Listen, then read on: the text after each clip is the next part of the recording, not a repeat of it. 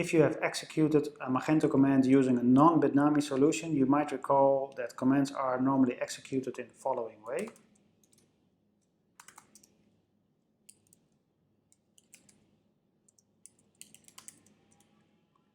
But with Bitnami, to avoid permissions and ownership issues, you need to use the Magento CLI tool. So for example, to update the database with Bitnami, you would need to run the following command.